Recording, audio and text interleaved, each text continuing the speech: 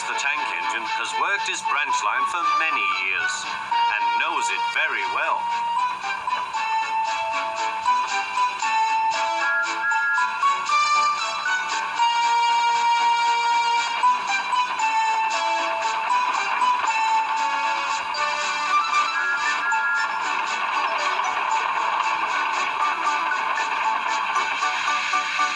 You know just where to stop, Thomas, laughed his driver. You could almost manage it without me. Thomas had become conceited.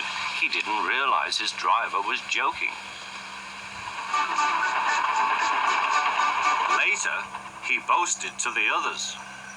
Driver says I don't need him now. Don't be so daft, snorted Percy. I'd never go without my driver, said Toby earnestly. I'd be frightened. Huh, boasted Thomas. I'm not scared. You'd never dare. I would then.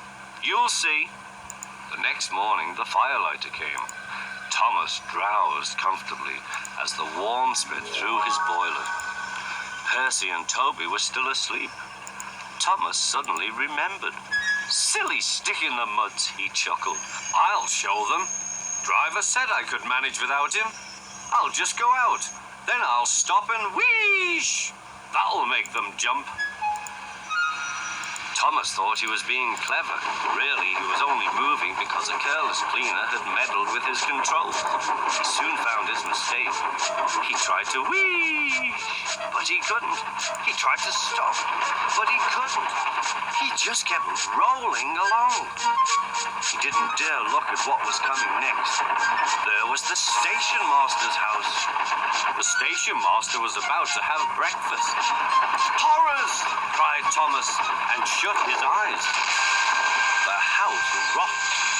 Broken glass tinkled. Plaster was everywhere. Thomas had collected a bush on his travels. He peered into the room through its leaves. He couldn't speak. The station master was furious. His wife picked up her plate. You miserable engine, she scolded. Just look what you've done to our breakfast. Now I shall have to cook some more. She banged the door. More plaster fell. This time it fell on Thomas. Thomas felt depressed. Workmen propped up the house with strong poles and laid rails through the garden. Meanwhile, Donald and Douglas arrived.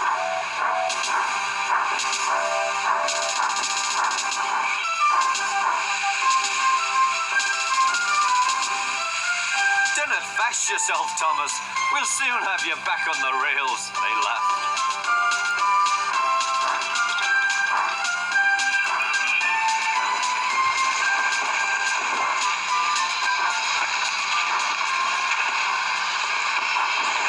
Donald and Douglas, puffing hard, managed to haul Thomas back to safety.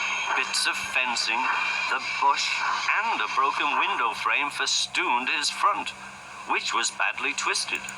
The twins laughed and left him. Thomas was in disgrace. There was worse to come. You are a very naughty engine. I know, sir. I'm sorry, sir. Thomas's voice was muffled behind his bush. You must go to the works and have your front mended. It will be a long job. Yes, sir. Meanwhile, a diesel rail car will do your work. The diesel, sir? Thomas spluttered. Yes, Thomas. Diesels always stay in their sheds till they are wanted. Diesels never gallivant off to breakfast in station masters' houses.